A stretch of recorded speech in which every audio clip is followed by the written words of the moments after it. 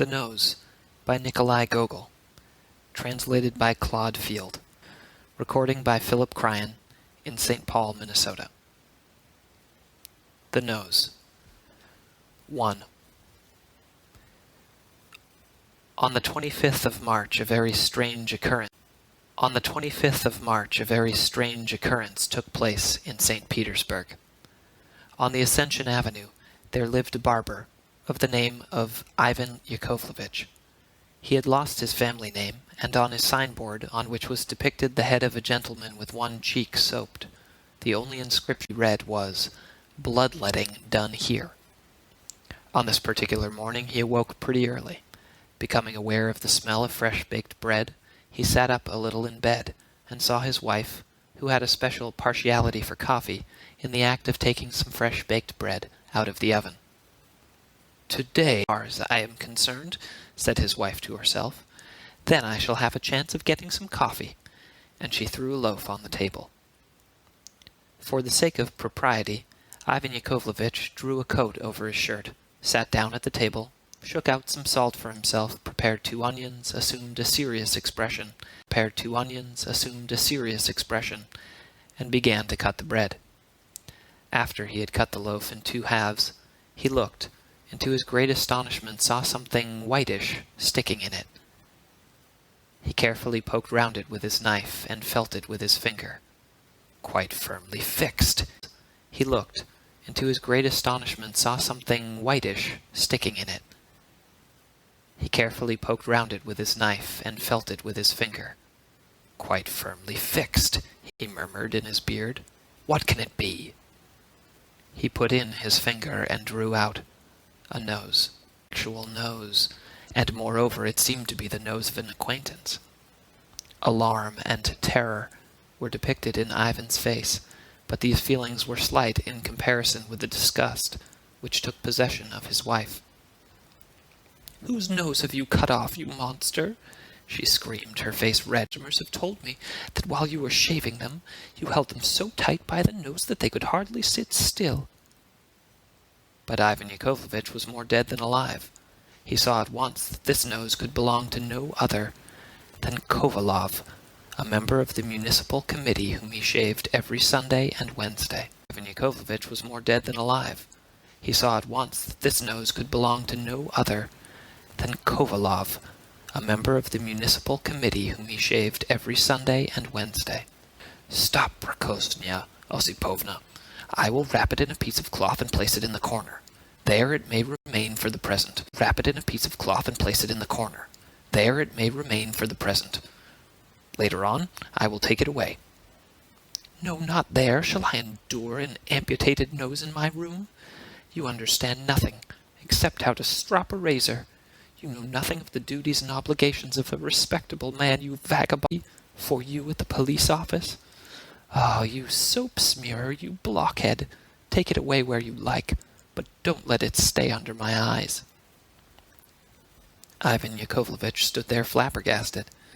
He thought and knew not what he thought. The devil knows how that happened," he said at last, scratching his head behind his ear.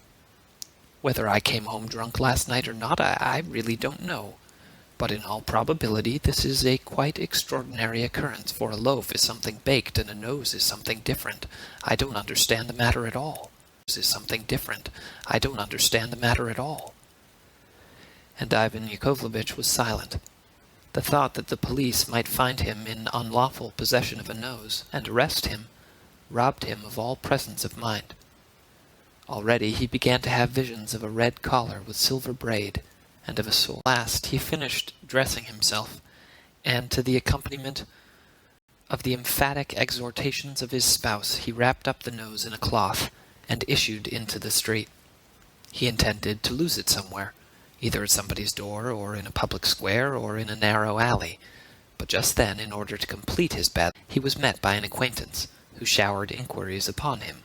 "Hello, Ivan Yakovlevich, whom are you going to shave so early in the morning?" etc., so that he could find no suitable opportunity to do what he wanted. Later on he did let the nose drop, but a sentry bore down upon him with his halberd, and said, but a sentry bore down upon him with his halberd, and said, "Look out, you've let something drop." And Ivan Yakovlevich was obliged to pick it up and put it in his pocket. A feeling of despair began to take possession of him, all the more as the streets became more thronged and the merchants began to open. At last, he resolved to go to the Isaac Bridge, where perhaps he might succeed in throwing it into the Neva. But my conscience is a little uneasy that I have not yet given any detailed information about Ivan Yakovlevich, an estimable man in many ways. Like every honest Russian tradesman, Ivan Yakovlevich was every day. His own was always unshaved. His coat, he never wore an overcoat, was quite mottled. That is, it had been black, but become brownish-yellow. The collar was quite shiny, and instead of the 3 buttons, only the threads by which they had been fastened were to be seen. Ivan Yakovlevich was a great cynic, and when Kovalov, the member of the municipal committee, said to him, as was his custom while being shaved, "Your hands always smell, Ivan Yakovlevich," the latter answered, "What do they smell of?" "I don't know, my friend, but they smell very strong." Ivan Yakovlevich, after taking a pinch of snuff, would then, by way of reprisal, set to work to soap him on the cheek, the upper lip, behind the ears, on the chin, and everywhere. This worthy man now stood on the Isaac Bridge. At first he looked round him, then he leant on fish were swimming past, and secretly threw the nose, wrapped in a little piece of cloth, into the water. He felt as though a ton-weight had been lifted off him, and laughed cheerfully. Instead, however, of going to shave any officials, he turned his steps to a building, the signboard of which bore the legend Punch, when suddenly he perceived at the other end of the bridge a police inspector of imposing exterior, with long whiskers, 3-cornered hat, and sword hanging at his side. He nearly fainted. But the police inspector beckoned to him with his hand and said, "Come here, my dear sir," took his hat off quickly, went towards the police inspector and said, "I hope you are in the best of health." "Never mind my health. Tell me, my friend, why you were standing on the bridge." "By heaven gracious, sir, I was on the way to my customers and only looked down to see if the river was flowing quickly."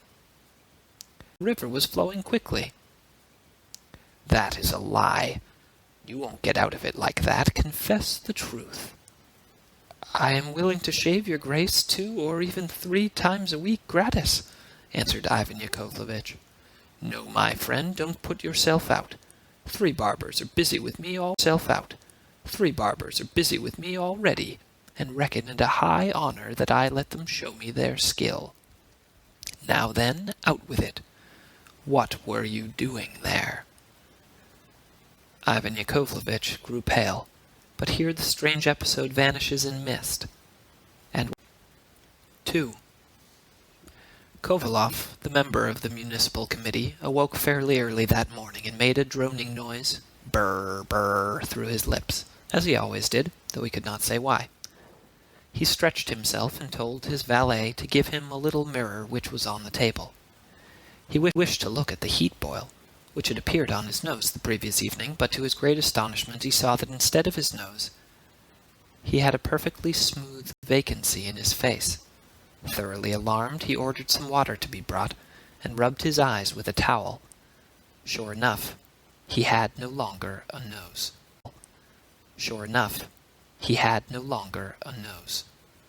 Then he sprang out of bed and shook himself violently. No nose any more.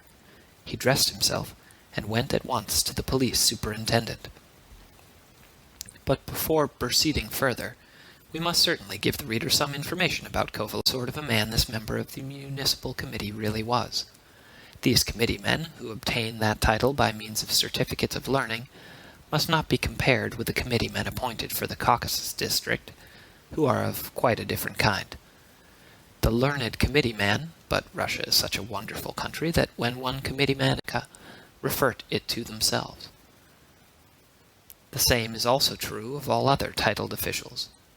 Kovalov had been a Caucasian committee man 2 years previously, and could not forget that he'd occupied that position.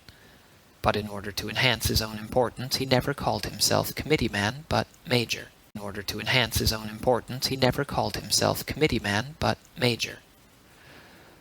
"Listen, my dear," he used to say when he met an old woman in the street who sold shirt-fronts, "go to my house in Sodovia Street and ask, 'Does Major Kovalov live here?' Any child can tell you where it is. Accordingly, we will call him for the future Major Kovalov." It was his custom to take a daily walk on the Nevsky Avenue. The collar of his shirt was always remarkably clean and stiff. He wore the same style of whiskers as those that are worn by governors of in short, all those who have full red cheeks and play a good game of whist. These whiskers grow straight across the cheek, towards the nose. Major Kovalov wore a number of seals, on some of which were engraved armorial bearings, and others the names of the days of the week. He had come to St. Petersburg with the view of obtaining some position corresponding to his rank, if possible that of vice-governor of a province, but he was prepared to be content with that of a bailiff in some department or other. He was, moreover, not disinclined to marry, but only such a lady who could bring with her a dowry of 200,000 rubles. Accordingly, the reader can judge for himself what his sensations were when he found in his face, instead of a fairly symmetrical nose, a broad, flat vacancy. To increase his misfortune, and so he was obliged to proceed on foot. He wrapped himself up in his cloak, and held his handkerchief to his face as though his nose bled. But perhaps it is all only in my imagination. It is impossible that a nose should drop off in such a silly way, he thought, and stepped into a confectionery. Fortunately, no customer was in the shop, only small shop boys were cleaning it out and putting chairs and tables straight. Others, with sleepy faces, were carrying fresh cakes on trays, and yesterday's newspapers, stained with coffee, were still lying about. "Thank God no one is here," he said to himself. "Still lying about. Thank God no one is here," he said to himself. "Now I can look at myself leisurely." He stepped gingerly up to a mirror and looked. "What an infernal face!" he exclaimed, and spat with disgust. "If there were only something there instead of the nose, but there's absolutely nothing." He bit his lips with vexation, left the confectioner's, and resolved, quite contrary to his habit, neither to look nor smile at anyone on the street. Suddenly he halted, as if rooted to the spot before a door, where something extraordinary happened. A carriage drew up at the entrance. The carriage door was up the steps. How great was Kovalov's terror and astonishment when he saw that it was his own nose. At this extraordinary sight, everything seemed to turn around with him. He felt as though he could hardly keep upright on his legs, but, though trembling all over, as though with fever, he resolved to wait till the nose should return to the carriage. After about 2 minutes, the nose actually came out again. It wore a gold-embroidered uniform with a stiff high collar, trousers of chamois leather, and a sword hung at its side. The hat, adorned with a plume, showed that it held the rank of a state councillor. It was obvious that it was paying duty calls. It looked round on both sides, called to the coachman, "Drive on," and got into the carriage, which drove away. Poor extraordinary procedure, and indeed, how was it possible that the nose, which only yesterday he had on his face, and which could neither walk nor drive, should wear a uniform? He ran after the carriage, which fortunately had stopped a short way off, before the Grand Bazaar of Moscow. He hurried towards it, and pressed through a crowd over whom he had formerly so often made merry. There were only a few people in front of the bazaar. Kovalov was so agitated that he could decide on nothing, and looked for the nose everywhere. At last he saw it standing before a shop. It seemed half buried in its stiff collar, and was at it, thought Kovalov. Everything, the uniform, the hat, and so on, show that it is a state councillor. How the deuce has this happened? He began to cough discreetly near it, but the nose paid him not the least attention. "Honorable sir," said Kovalov, at last, plucking up courage. "Honorable sir." "What do you want?" asked the nose, and turned round. "It seems to me strange, most respected sir, you should know where you belong, and I find you all of a sudden—" "Where? Where? Judge yourself." "Pardon me, I do not understand what you are talking about. Explain yourself more distinctly." "How shall I make my meaning plainer to him?" Then, plucking up fresh courage, he continued, "It's not befitting that I should go about without a nose. An old apple woman on the Ascension Bridge may carry on her business without one, but since I am on the lookout for a post, besides, in many houses I am acquainted with ladies of high position, Madame Chektariev, wife of a state councillor, and many others. So you see, I do not, honorable sir, what you—" Here the Major shrugged his shoulders. "Pardon me. If one regards the matter from the point of view of duty and honor, you will yourself understand—" "I understand nothing," answered the nose. "I repeat, please explain yourself more distinctly." "Honorable sir," said Kovalov with dignity, "I do not know how I am to understand your words. It seems to me the matter is as clear as possible, or do you wish— But you are, after all, my own nose." The nose looked at the Major and wrinkled its forehead. "There you are wrong, respected sir. I am myself. Besides, there can be no close relations between us. To judge by the buttons of your uniform, you must be in quite a different department to mine." So saying, the nose turned away. He did not know what to do, and still less what to think. At this moment he heard the pleasant rustling of a lady's dress, and there approached an elderly lady wearing a quantity of lace, and by her side her graceful daughter in a white dress, which set off her slender figure to advantage, and wearing a light straw hat. Behind the ladies marched a tall lackey with long whiskers. Kovalov advanced a few steps, adjusted his cambric collar, arranged his seals, which hung by a little gold chain, and with smiling face fixed his eyes on the graceful lady, who bowed lightly like a spring flower, and raised to her brow her little white hand with transparent fingers. He smiled still more when he spied under the brim of her hat her little round chin, and part of her cheek faintly tinted with rose color. But suddenly he sprang back as though he had absolute blank in place of a nose, and tears started to his eyes.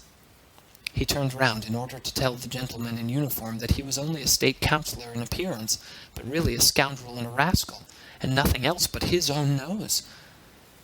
But the nose was no longer there. He had had time to doubtless in order to continue his visit. His disappearance plunged Kovalov into despair. He went back and stood for a moment under a colonnade, looking round him on all sides in hope of perceiving the nose somewhere. He remembered very well that it wore a hat with a plume in it, and a gold-embroidered uniform, but he had not noticed the shape of the cloak, nor the color of the carriages and the horses, nor even whether a lackey stood behind it, and if so, what sort of livery he wore. Moreover, so many carriages were passing that it would have been difficult to recognize one, and even if there would have been no means of stopping it. The day was fine and sunny. An immense crowd was passing to and fro on Nevsky Avenue. A variegated stream of ladies flowed along the pavement. There was his acquaintance, the privy councillor, whom he was accustomed to style General Ragin, his intimate friend who always lost in the evenings at whist, and there another major who had obtained the rank of committee-man in the Caucasus, beckoned to him. "Go to the deuce," said Kovalov, sotto voce. "Hi, coachman, drive me straight to the superintendent of police. Hi, coachman, drive me straight to the superintendent of police." So saying, he got into a droshky and continued to shout all the time to the coachman, "Drive hard." "Is the police superintendent at home?" he asked on entering the front hall. "No, sir," answered the porter. He has just gone out." "Ah, just as I thought." "Yes," continued the porter, "he has only just gone out. If you had been a moment earlier, you would perhaps have caught him." Kovaloff, still holding his handkerchief to his face, re-entered the droshky and cried in a despairing voice, "Drive on." "How? There are crossroads here. Shall I go to the right or the left?" The question made Kovaloff reflect.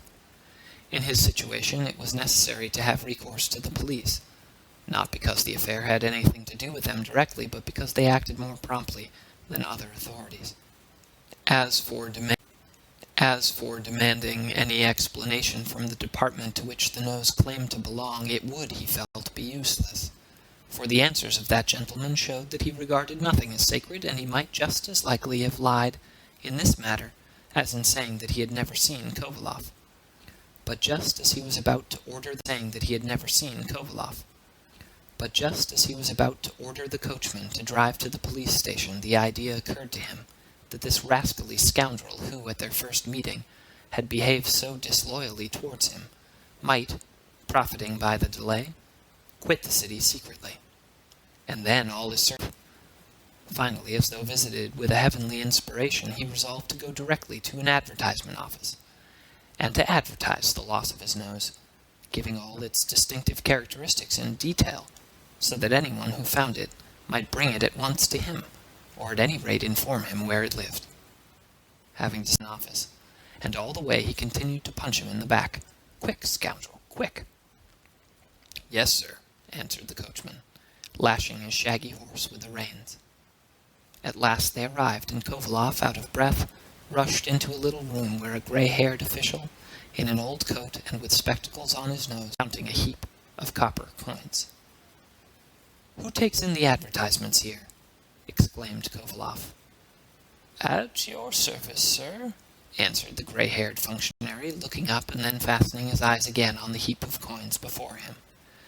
"I wish to place an advertisement in your paper." "Have the kindness to wait a minute," answered the official, putting down figures on paper with one hand, and with the other throwing 2 balls on his calculating frame. A lackey, whose silver-laced coat showed that he served in one of the houses of the nobility, was standing by the table with a note in his hand, and speaking in a lively tone by way of showing himself sociable. "Would you believe it, sir, this little dog is really not worth 24 kopecks, and for my own part I would not give a farthing for it. But the Countess is quite gone upon it, and offers 100 rubles reward to anyone who finds it. Very different from ours. They don't mind giving 500 or 1,000 rubles for a poodle or a pointer, provided it be a good one." The official listened with a serious air while counting the number of letters contained in the note. At either side of the table stood a number of housekeepers, clerks, and porters carrying notes. They had been brought from Paris in 1814, and had been very little used. Others wanted to dispose of a strong droshky, which wanted 1 spring, a spirited horse 17 years old, and so on. The room where these people were collected was very small, and the air was very close. But Kovaloff was not affected by it, for he had covered his face with a handkerchief, and because his nose itself was heaven knew where. "Sir, allow me to ask you, I am in a great hurry," he said at last, impatiently. In a moment.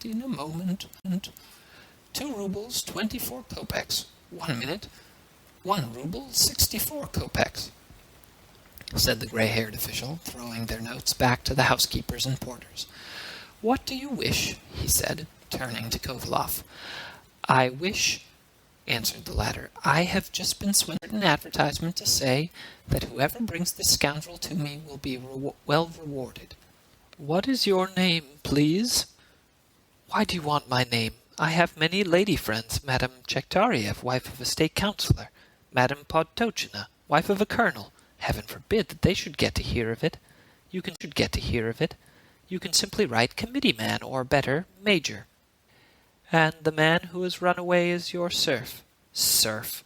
If he was, it would not be such a great swindle. It is the nose which has absconded." what a strange name. And this Mr. Nose has... what a strange name. And this Mr. Nose has stolen from you a considerable sum? Mr. Nose, you don't understand me.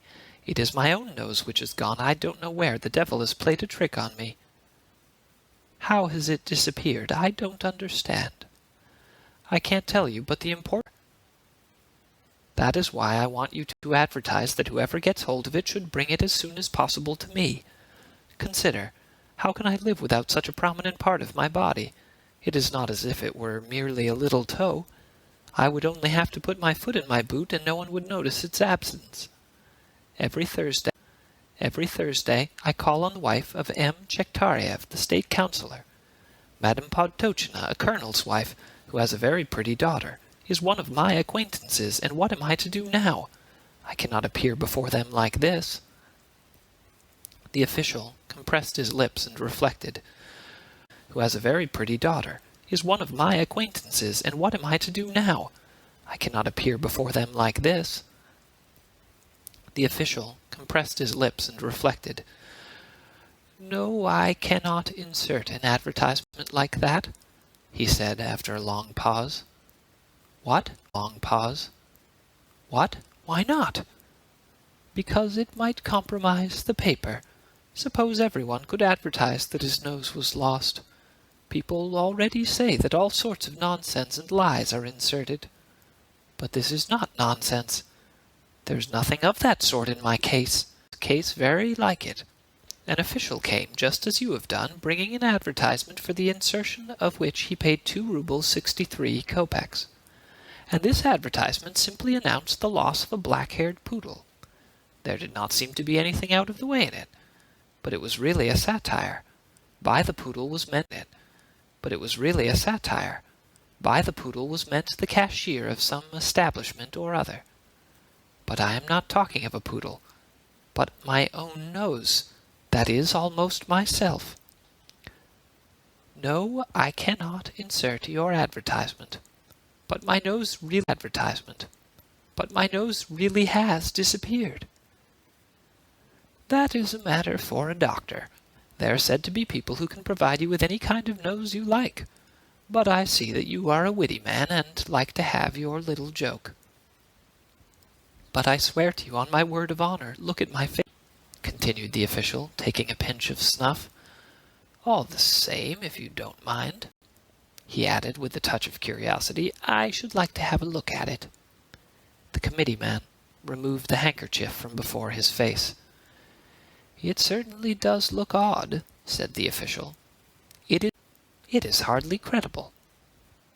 Very well, are you going to hesitate any more? You see, it is impossible to refuse to advertise my loss. I shall be particularly obliged to you, and I shall be glad that this incident has procured me the pleasure of making your acquaintance. The major, we see, did not even shrink from a slight humiliation. It, replied the official, but I don't see what good it would do you. However, if you lay so much stress on it, you should apply to someone who has a skilful pen, so that he may describe it as a curious natural freak, and publish the article in the Northern Bee. Here he took another pinch. For the benefit of youthful readers. He wiped his nose, or simply as a matter worthy of arousing public curiosity. The committee man felt completely discouraged. He let his eyes fall absent-mindedly on a daily paper in which theatrical performances were advertised.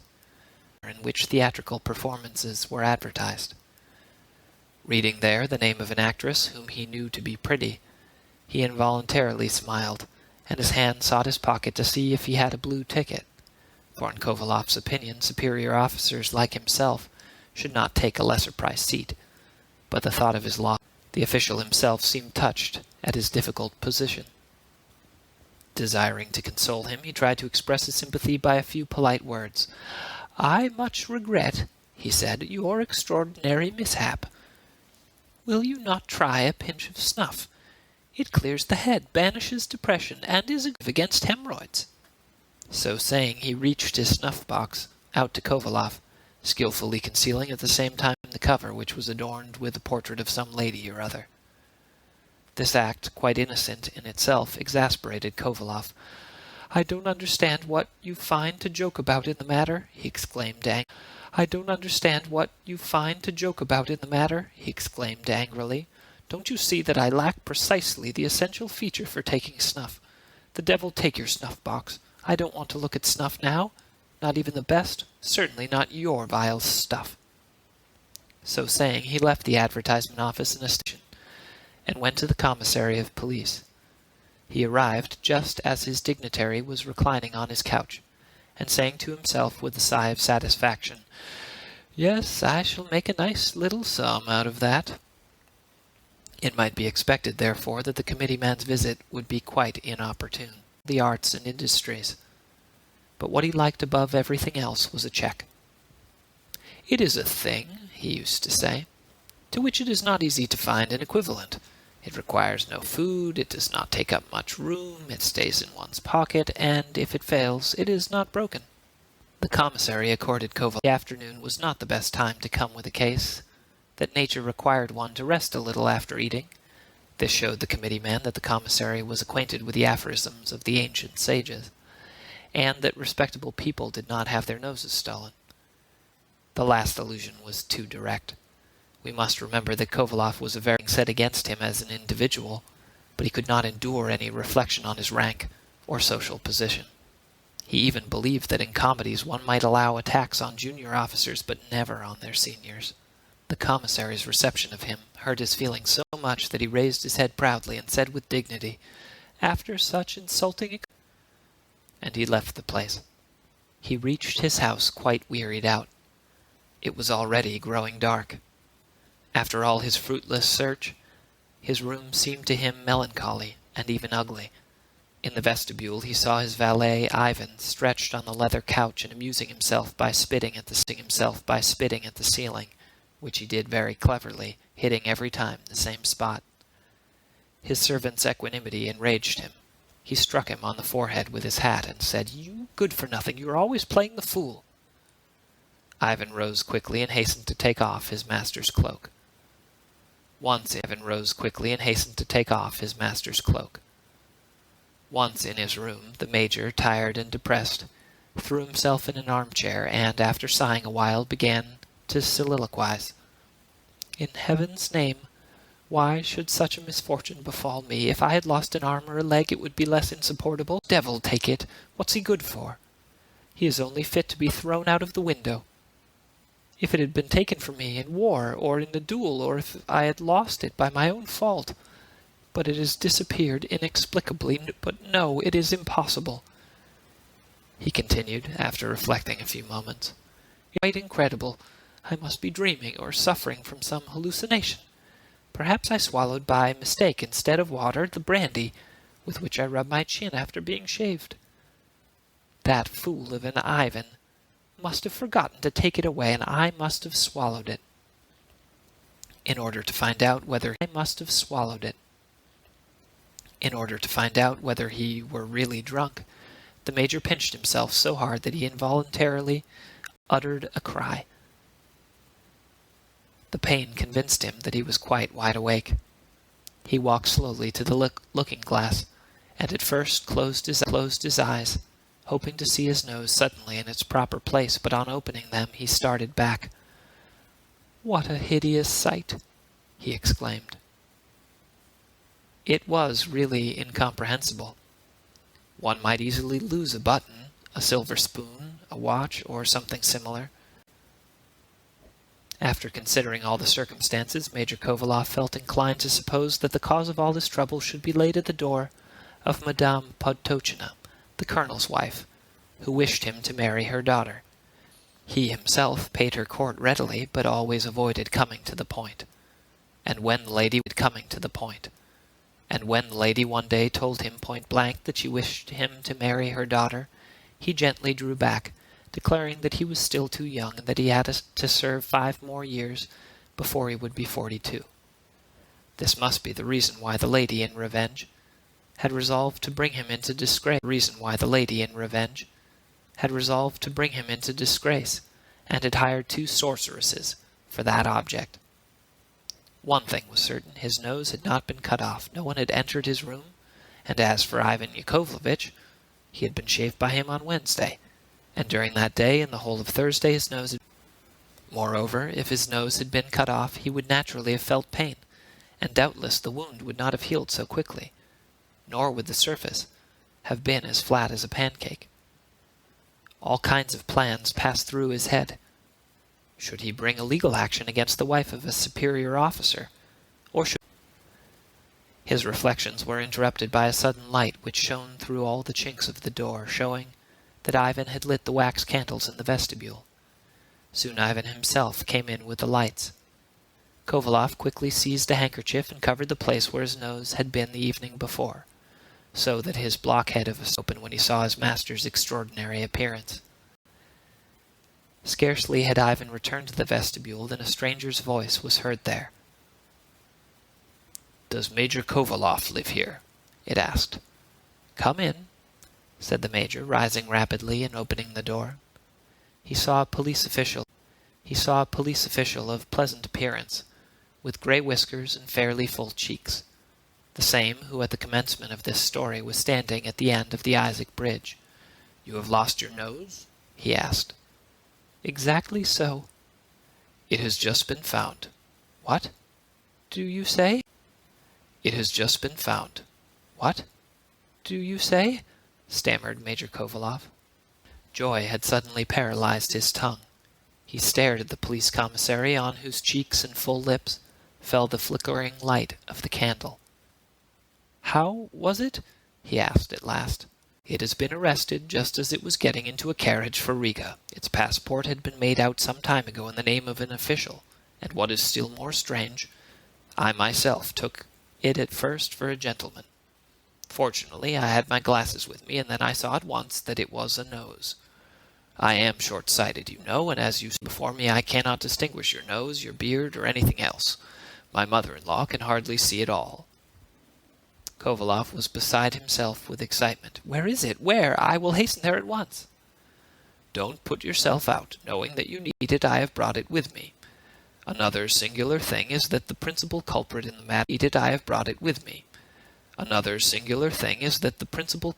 matter is a scoundrel of a barber, living in the Ascension Avenue, who is now safely locked up. I had long suspected him of drunkenness and theft. Only the day before yesterday, he stole some buttons in a shop. Your nose is quite uninjured." So saying, the police commissary put his hand in his pocket and brought out the nose wrapped up in paper. Yes, that is it," exclaimed Kovalov. "Will you not stay and drink a cup of tea with me?" "I should like to very much, but I cannot. My cost of living is very high nowadays. My mother-in-law lives with me, and there are several children. The eldest is very hopeful and intelligent, but I have no means for their education." After the commissary's departure, Kovalov remained for some time plunged in a kind of vague reverie, and did not recover full consciousness for several moments. So great was the effect of this unexpected good news. He placed the recovered nose carefully in the palm of his hand, and examined it again with the greatest attention. "Yes, this is it," he said to himself. "Yes, this is it," he said to himself. "Here is the heat boil on the left side which came out yesterday." And he nearly laughed aloud with delight. But nothing is permanent in this world. Joy, in the second moment of its arrival, is already layered, and finishes by coalescing with our normal mental state, just as the circles which the fall of a pebble forms on the surface of water gradually die away. Kovalov began to meditate, and saw that his difficulties were not yet over. His nose had been recovered, but it had to be joined on again, in its proper place. And suppose it could not? As he put this question to himself, Kovalov grew pale. With a feeling of indescribable dread, he rushed towards his dressing table, and stood before the mirror in order that he might not place his nose crookedly. His hands trembled. Very carefully he placed it where it had been before. Horror!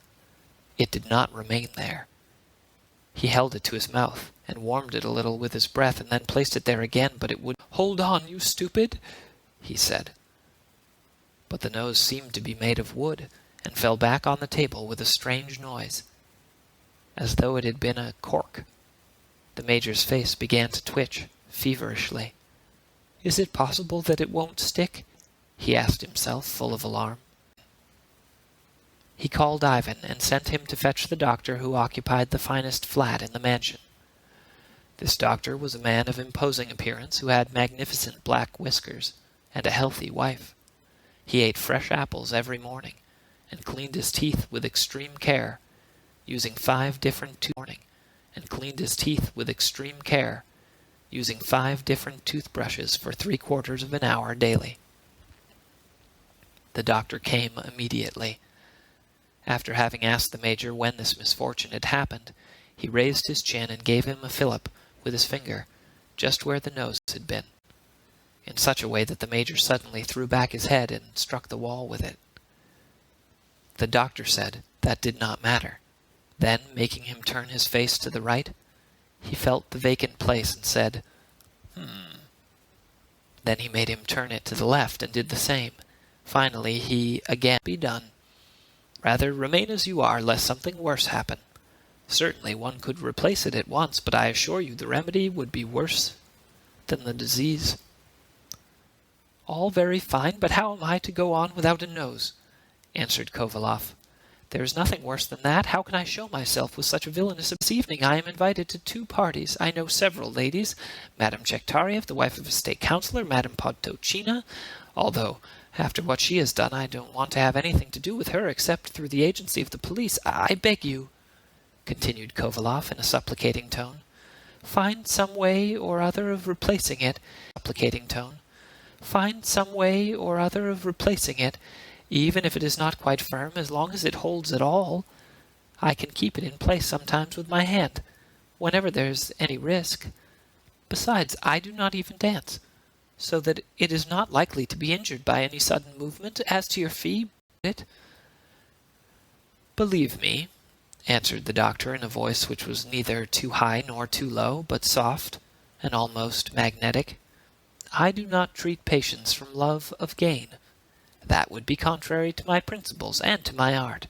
It is true that I accept fees, but that is only not to certainly replace your nose, but I assure you on my word of honor, it would only make matters worse.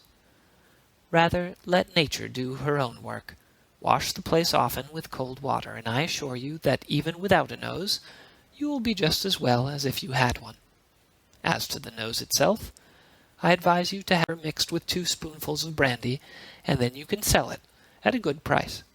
I would be willing to take it myself, provided you do not ask too much.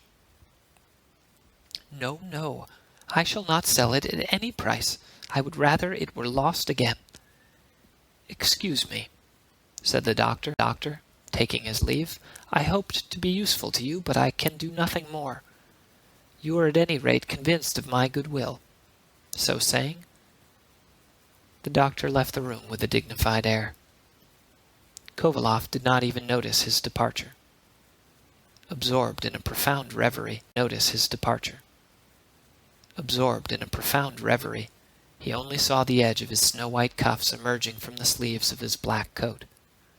The next day he resolved, before bringing a formal action, to write to the colonel's wife and see whether she would not return to him, without further dispute, that of which.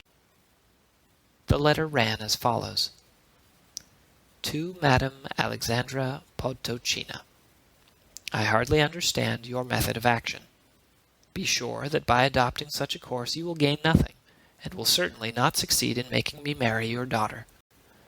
Believe me, the story of my you and no one else who have taken the principal part in it, its unexpected separation from the place which it occupied, its flight, and its appearances sometimes in the disguise of an official, sometimes in proper person, are nothing but the consequence of unholy spells employed by you, or by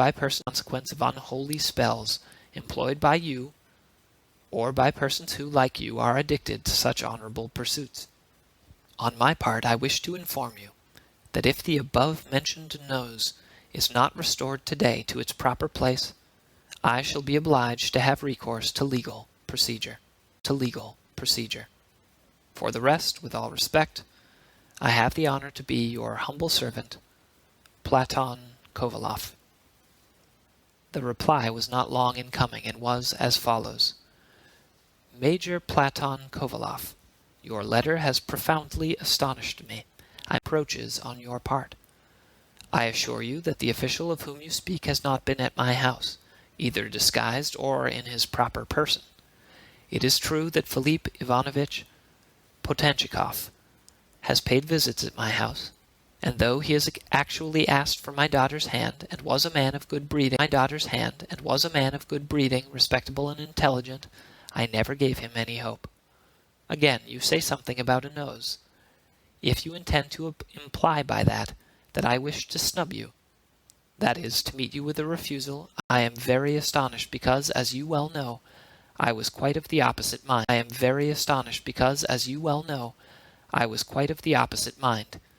If after this you wish to ask for my daughter's hand, I should be glad to gratify you, for such has also been the object of my most fervent desire, in the hope of the accomplishment of which I remain yours most sincerely, Alex.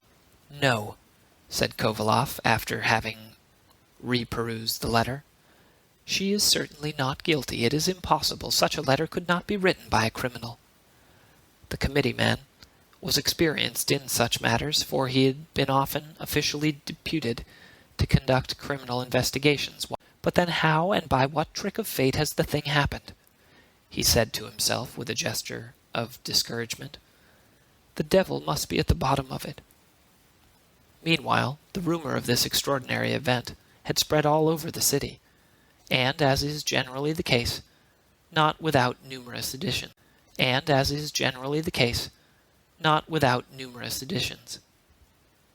At that period there was a general disposition to believe in the miraculous.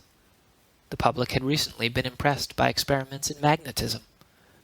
The story of the floating chairs in Konyouchnaya Street was still quite recent, and there was nothing astonishing in hearing soon afterwards that Major Kovalov's nose was to be seen walking every day at 3 o'clock on the Nevsky Avenue. The crowd of curious spectators which gathered there daily was enormous. On one occasion someone spread a report that the nose was in Junker's stores, by such a crowd that the police had to interfere and establish order. A certain speculator, with a grave whiskered face, who sold cakes at a theater door, had some strong wooden benches made, which he placed before the window of the stores, and obligingly invited the public to stand on them and look in, at the modest charge of 24 kopecks. A veteran colonel, leaving his house earlier than usual expressly for the purpose, had the greatest difficulty in elbowing his way through the crowd, but, to his great indignation, he saw nothing in the store window but an ordinary flannel waistcoat, and a colored lithograph representing a young girl darning a stocking, while an elegant youth in a waistcoat with large lapels watched her from behind a tree.